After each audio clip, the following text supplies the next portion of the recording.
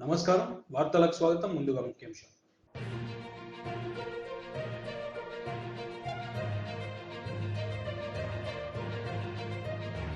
వందే భారత్ ట్రైన్ను పచ్చ జెండా ఊపి ప్రారంభించిన ప్రధాని మోదీ.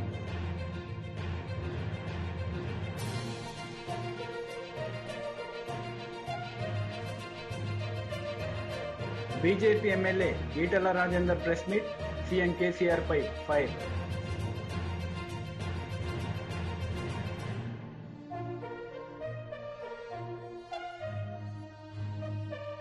భూపాల్లోని రాణి కమలావతి స్టేషన్ నుండి వందే భారత్ రైలుని ప్రధాని మోడీ జెండా ఊపి ప్రారంభించారు. ఈ సందర్భంగా ఆయన ప్రసంగించారు.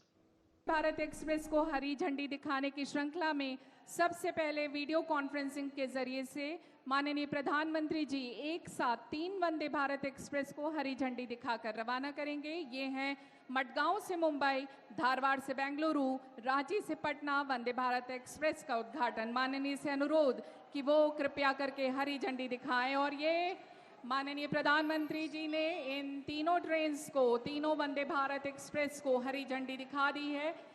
और ये पूरे भारतवासियों के लिए एक गर्व का विषय है कि एक साथ आज 5 वंदे भारत एक्सप्रेस ट्रेन्स का उद्घाटन माननीय प्रधानमंत्री जी श्री नरेंद्र मोदी जी द्वारा किया जा रहा है।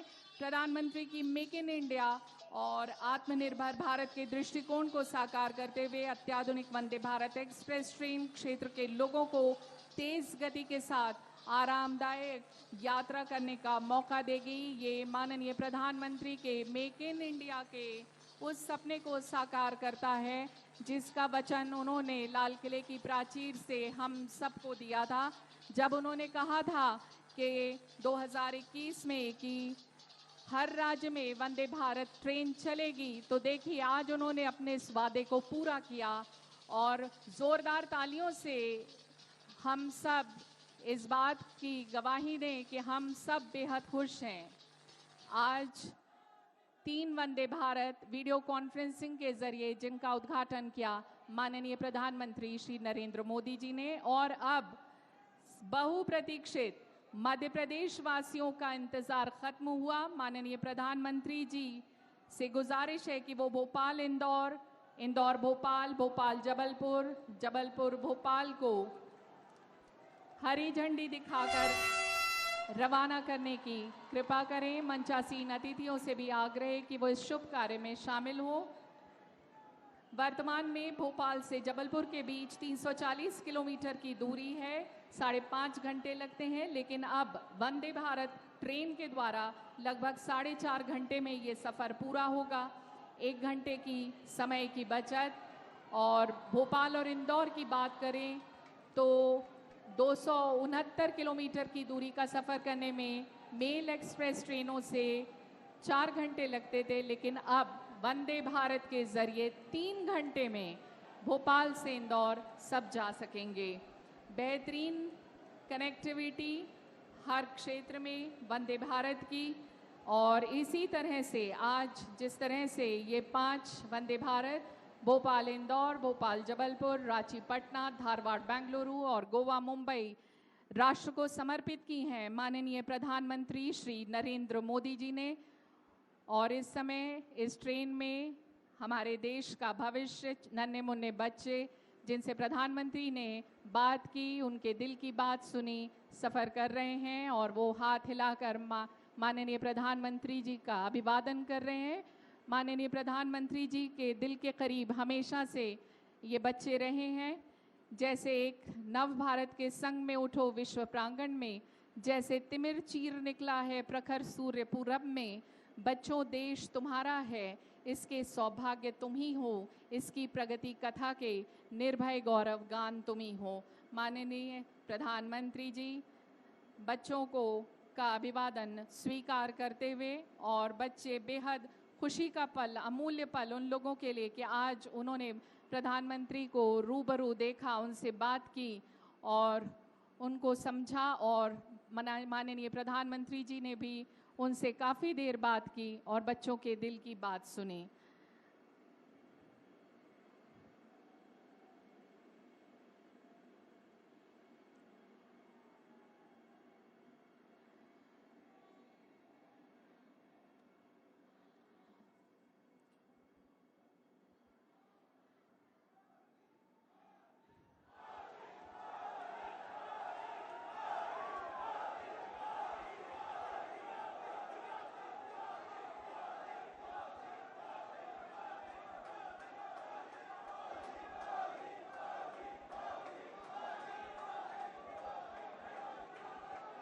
सभी मध्य प्रदेश वासियों का अभिवादन स्वीकार करते हुए माननीय प्रधानमंत्री श्री नरेंद्र मोदी जी, भोपाल और मध्य प्रदेश वासी आज बेहद खुश हैं क्योंकि आज उनको 3 वंदे भारत, ये 2 मिलाकर 3 वंदे भारत की सौगात मिल गई है माननीय प्रधानमंत्री जी के द्वारा। बहुत बहुत धन्यवाद माननीय प्रधानमंत्री जी का इस समारोह को गरिमा प्रदान करने के लिए। माननीय प्रधानमंत्री जी की ही कही पंक्तियों से मैं इस कार्यक्रम को समाप्त करूंगी, जब माननीय प्रधानमंत्री ने कहा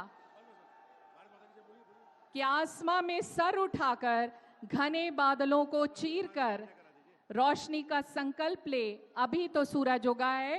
एक बार जोरदार भारत माता की।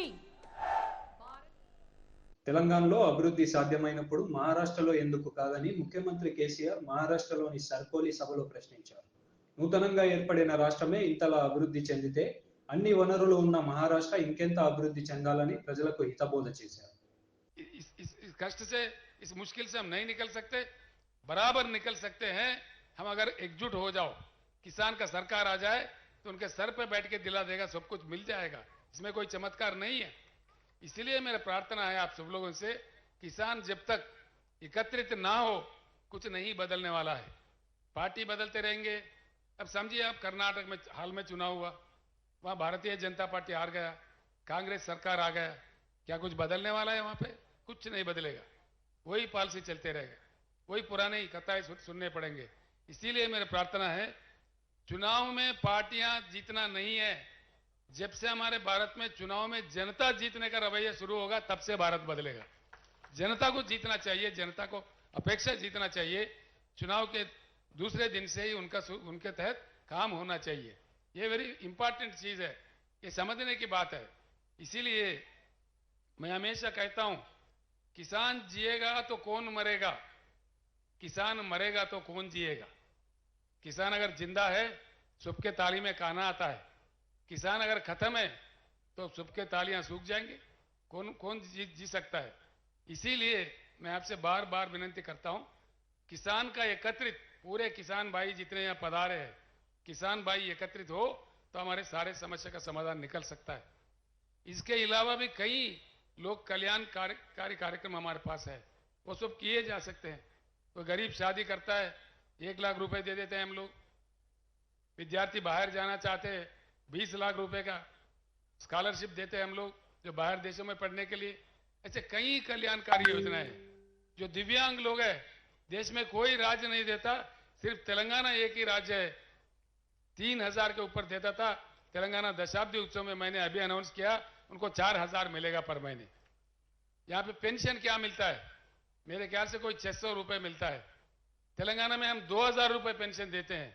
मैं महाराष्ट्र वासियों को, जो पेंशनदार है, उनको खुलकर कहता हूं, महाराष्ट्र में बीआरएस का सरकार लाओ, पूरे किसान के काम भी हो जाएंगे और वेलफेयर मेजर्स भी, आपको पेंशन 2000 मिलेगा, बाजाब्ता मिलेगा, किसी का दिवाला नहीं निकलेगा, बिल्कुल बाजाब्ता आराम से दे सकते हैं। ये सारे चीज हो जाएंगे, सारे चीज संभव है जबकि हम एकत्रित हो। दलित वर्ग हमारे देश का एक अंग है, उनको हमने पीछे रखा है, वो हमारा ही पाप है। उस पाप को हमको धोना पड़ेगा, कोई अन्य आके नहीं करेगा। अमेरिका देश में काले लोगों को गोरे लोगों ने बहुत सताया था, बहुत रुलाया था, बहुत उनको वंचित किया था। लेकिन अमेरिका समाज में जागृति आने के बाद एक ब्लैक, मतलब यानी काले जाति के रहने वाले बराक ओबामा को देश के अध्यक्ष बना देके उनका अपने पाप को धोया है।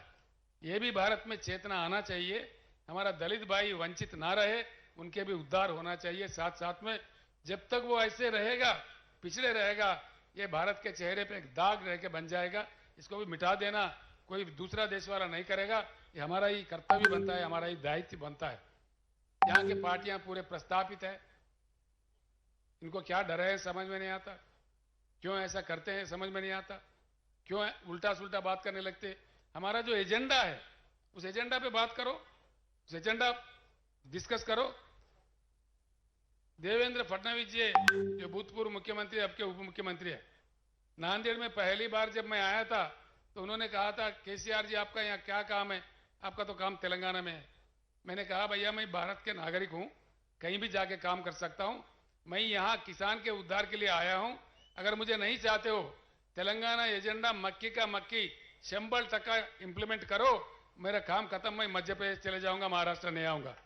उसका जवाब नहीं है उनसे। బీజేపీ ఎమ్మెల్యే ఈటల రాజేందర్ కీలక ప్రెస్ మీట్ నిర్వహించారు. ఈ సందర్భంగా సీఎం కేసీఆర్ పై మండిపడ్డారు.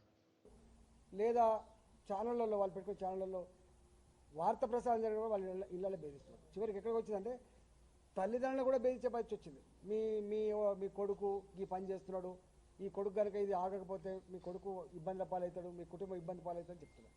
మూడోది ఏంటంటే కార్యకర్తల మీద జెండా పట్టుకొని బయటకు పోతే చాలు, ధర్నాలో పాల్గొన్నా చాలు. అంటే ఇతర పార్టీలలో పనిచేసే కార్యకర్తలు, మరీ ముఖ్యంగా భారతీయ జనతా పార్టీలో పనిచేసే కార్యకర్తలని ఎంత వేధింపులకు గురి చేస్తున్నారంటే, ఒకవేళ బీజేపీ సర్పంచ్ గారు ఉండాలనుకోండి, ఆయనకు బిల్లులు రావు, ఆయన సర్పంచ్ పదవి ఎప్పుడు కూడా కొట్టాలని చూస్తూ ఉంటారు. ప్రతిపక్ష పార్టీల సర్పంచ్ల మీద, ఎంపీటీసీల మీద ఎంత వేధింపులకు పాల్పడుతున్నారో మేము ప్రత్యక్షంగా చూస్తూ ఉన్నాం. వాళ్ళ బిల్లులు కూడా రావు, వాళ్ళు పనిచేసిన బిల్లులు కూడా రాకుండా అడ్డుకుంటా ఉన్నారు.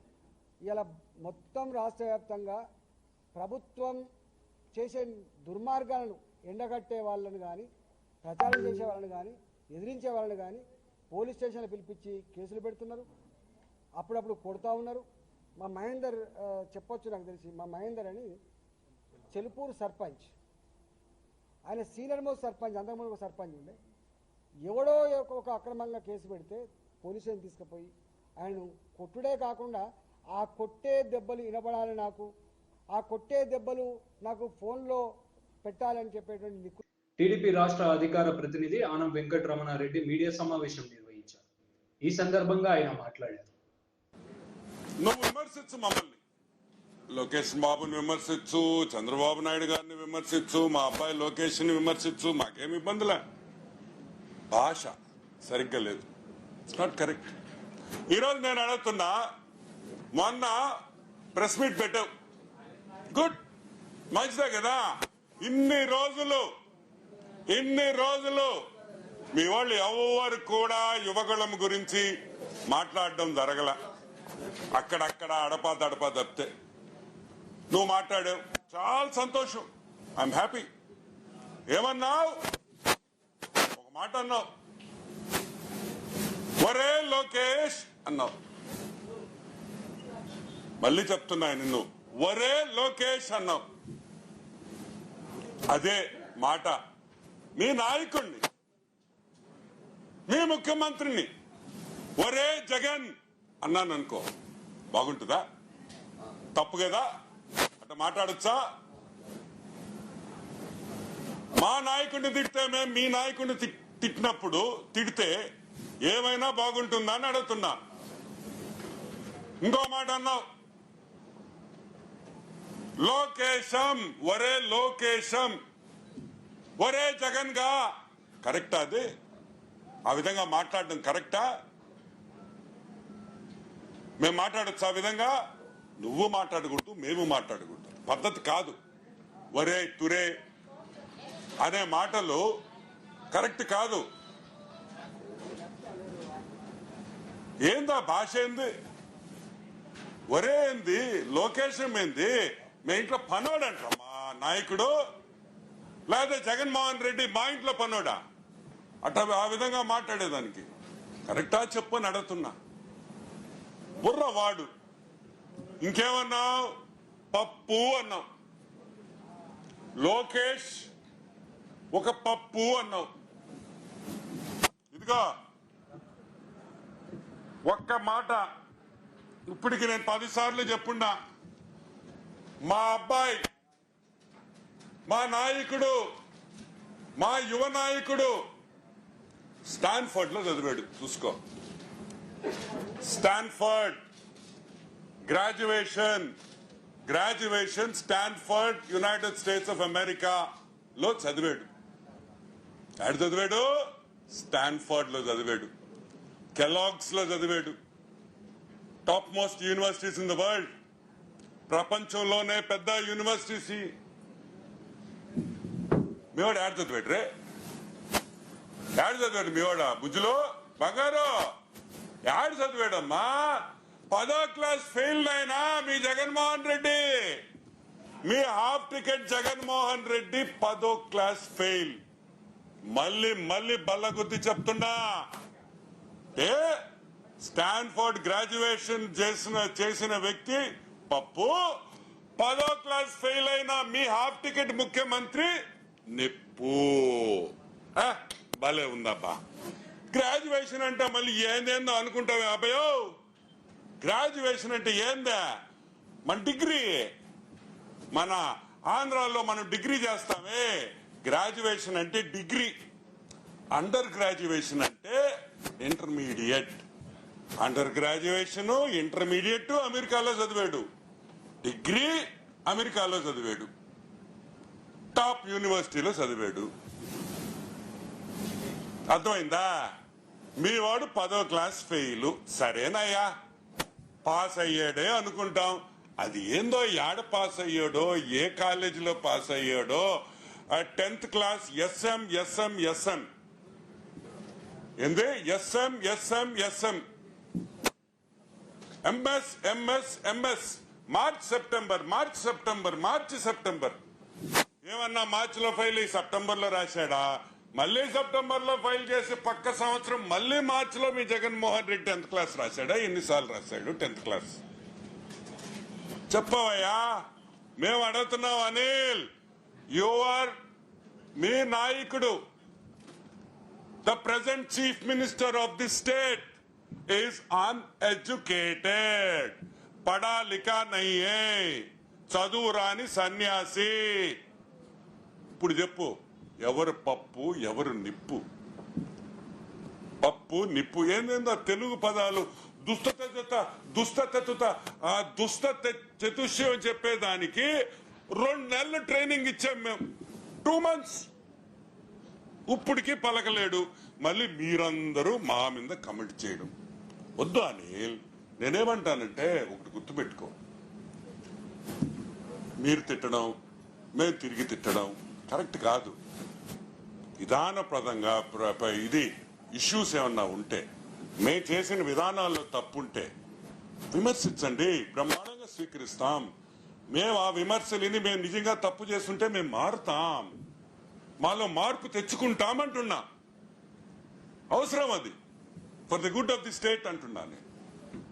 సరే, కాబట్టి నువ్వు అంటుంటావు అనిల్, దమ్ము, ధైర్యం, మొగతనం, మీసాలు, అవసరమైతే జిప్పు కూడా తీసేస్తావు అసెంబ్లీలో తీసినట్టు. నేనేమంటున్నానంటే, నువ్వు జిప్పు తీసి మమ్మల్ని భయపెట్టబాకు, మాకు అవసరంలే, వద్దు. మేము అడిగేది, జగన్మోహన్ రెడ్డి 10వ క్లాసు పాస్ అయ్యి ఇంటర్మీడియట్ కూడా పాస్ అయ్యి ఉంటే సర్టిఫికేట్లు చూపిస్తే మేము నోరు మూస్తాం. 10వ క్లాసు ఫెయిల్ అని మేము అంటున్నాం. నీకు దమ్ము, ధైర్యము అవన్నీ మనకెందుకు? ఆ సర్టిఫికేట్ ఏదో మా మొహాన్ని బారేసేసి ప్రెస్కి రిలీజ్ చేస్తే, మా ముఖ్యమంత్రి మా హాఫ్ టికెట్ 10వ క్లాసు పాస్ అయ్యాడో ఊరు పోయి చెప్పుకుంటాం. కాబట్టి ఇప్పుడు అర్థమైందా ఎవరు పప్పు ఎవరు నిప్పు? ఇంకొక విషయం, నువ్వు మా తెలుగు గురించి మాట్లాడావు. ఒక ప్రెస్ మీట్ అబ్బా, బంగారు కొండ అనిలో ఒక ప్రెస్ మీట్, ఒకటి వాళ్ళు రాకూడదు, వీళ్ళు రాకూడదు, TV5 రాకూడదు, ABN రాకూడదు, ఈటీవీ రాకూడదు, అవన్నీ లేకుండా అందరిని పిలిచి 1 గంట సేపు మీ నాయకుడిని ప్రెస్ మీట్ పెట్టి వాళ్ళు అడిగిన క్వశ్చన్లకి తడబడకుండా, పేపర్లు చూడకుండా ఒక్క ప్రెస్ మీట్ పెట్టమని ముఖ్యమంత్రి దిగే లోపల ఈ 5 ఏళ్లలో ఇంకొక 7 నెలలే ఉంది. ఈ 7 నెలల్లో ఒక్క ప్రెస్ మీట్ పెట్టమని అడుగుతున్నాం. పెట్టలేడు. నువ్వు ఆమాన నేను ప్రమాణం చేస్తామని చెప్పాకు. వెంకటేశ్వర స్వామి, కాణిపాకంలో విఘ్నేశ్వరుడు అందరూ ఊరికి వెళ్ళిపోతానంటున్నారంట. ఏం పని బాట లేదురా వీళ్ళకి? అంటే దేవుడి మీద ప్రమాణం, ఈ గుడికి రా, ఆ గుడికి రా అని అంటున్నారు. వద్దు నాయన, దేవుళ్ళ ప్రమాణం మీద ఎందుకు? మనకు అవసరమా? వాళ్ళు డిస్టర్బ్ చేయడం ఎందుకు? మీరు చేసే పాపిష్టి పనులకి సరే, ఈరోజు అనిల్ కుమార్ యాదవ్ అని నేను సూటిగా ఒక ప్రశ్న అడుగుతున్నా. అనిల్, వైసీపీలో నెల్లూరు వైసీపీ జిల్లాలో నీకు ఏ నాయకుడితో నువ్వు బాగుంటావు? కాకాండ్ గోవర్ధన్ రెడ్డితో తగువు, మేకపాటి వాళ్ళతో తగువు, ఇంకెవరున్నారు, కావలి రామ్ ప్రతాప్ రెడ్డితో తగువు, మిగతా అందరూ ఎవరు? సరే, శ్రీధర్ మాట్లాడుతూ వచ్చాడు అనుకో. ఇంకా ఎవరితో నీకు, ఏ వైసీపీ నాయకుడితో నువ్వు బాగుండవు చెప్పు? అందరితో తగువే, అందరితో తగువే కదా. నేను అడుగుతున్నా ఇప్పుడు, ఆనం కుటుంబాన్ని ఏమన్నాడా? అంతం చేసేస్తా. అరే బచ్చా, మా కుటుంబాన్ని అంతం చేసేవాడు ఇంకా పుట్టలేదురా బంగారు కొండ. ఏందిరా నువ్వు మమ్మల్ని అంతం చేసేది? నువ్వు జిప్పు తీయగానే ఏమైనా భయపెడతావు అనుకున్నావా? నీలాంటి వందల మనుషులు చూసాం, జిప్పు తీసేవాళ్ళని, కర్రలు తిప్పేవాళ్ళని. మొన్న పంపించారు కదా ఓ బ్యాచ్ నన్ను కొట్టాలని. ఏమవుద్దురా? మేము అవన్నీ పట్టించుకునే వాళ్ళం కాదు, ప్రజల్లో ఉండేవాళ్ళమి. నేను ఒకటే అడుగుతున్నాను నిన్ను, మా గురించి పక్కన పెట్టు. మమ్మల్ని ఛాలెంజ్ చేసావు, లొకేషన్ రమ్మంటావు, లొకేషన్ ని నెల్లూరులో నువ్వు నిలబడంటావు, గందరగోళంగా మాట్లాడావు. నేను అడుగుతున్నా, బాబాయ్ అబ్బాయి కి తగువు ఎందుకు జరిగింది? అందరు ఏనండి బాగా, బాబాయ్ అబ్బాయి, అబ్బాయి వచ్చి అనిల్ కుమార్ యాదవ్, బాబాయ్ వచ్చి రూప్ కుమార్ యాదవ్. అనిల్ కుమార్ యాదవ్ మాజీ మంత్రి MLA, Roop Kumar Yadav deputy mayor, Nellore corporation కి డిప్యూటీ మేయర్. మీకు ఇద్దరికి తగువ ఎందుకు వచ్చింది? క్రికెట్ బెట్టింగ్ లో వచ్చిందా? డ్రగ్స్ సరఫరాలో వచ్చిందా? గాంజా సరఫరాలో వచ్చిందా? కోకెయిన్ స్మగ్లింగ్ లో వచ్చిందా? హెరాయిన్ స్మగ్లింగ్ లో వచ్చిందా? సింగిల్ డిజిట్ లాటరీలో వచ్చిందా అని మేము అడుగుతున్నాం. నువ్వు ఒక మాట అన్నావు మొన్న కార్యకర్తల మీటింగ్ లో. ఏమన్నావు గుర్తుందా? మీరెంత తిక్కనాయాళ్ళంటే, మీకు లావాదేవీలుంటే, డబ్బులు లావాదేవీలుంటే మీరు ఇంట్లో కూర్చొని చూసుకోవాలి. ఏంటి? మీరు ఇంట్లో కూర్చొని లెక్కలు చూసుకోవాలి. అది వదిలేసి కార్యకర్తల మీటింగ్ లో మైక్ పెట్టుకొని, నా సెల్ ఫోన్ ఉంది నొక్కుతా, మీ బ్రతుకులు బయట పెడతా అన్నావు. పెట్టు. నువ్వు దమ్ము, ధైర్యము, ఆ మొగతనంలో ఉండే బంగారు కొండవి. నువ్వు నొక్కు బటన్ అంటున్నా, బటన్ నొక్కు. బటన్ నొక్కితే దొంగ లావాదేవీలు ఏమేమి జరిగినాయి, ఎక్కడ మీకు నీ రూప్ కుమార్ యాదవ్ కి, బాబాయికి, అబ్బాయికి ఎక్కడ తగు వచ్చింది అనే విషయం బయటపడుతుంది. ఇక్కడ ఇంకొక చాలా ఇంపార్టెంట్ ఇష్యూ ఉంది. తాడేపల్లి ప్యాలెస్ కు పోవాల్సిన వాటా వెళ్లటం లేదని కూడా మా హాఫ్ టికెట్ జగన్మోహన్ రెడ్డి చాలా సీరియస్ గా ఉన్నాడనేది వినుకుడి. నిన్ను పిలిపించి నీకు ఫుల్ క్లాస్ స్పీకర్ అని కూడా మాకు తెలుసు. మేము అడుగుతున్నాం, నీ గురించి నువ్వు మమ్మల్ని తిడతా ఉంటావు, బద్దలేసి పక్కన పెట్టి, అవి మామూలే. వార్తలు ముగించే ముందు ముఖ్యాంశాలు మరోసారి.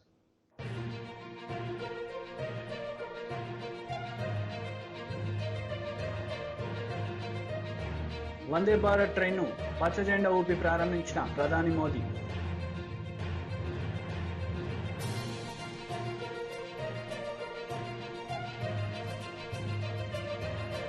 BJP MLA Etela Rajender press meet, CM KCR పై ఫైర్.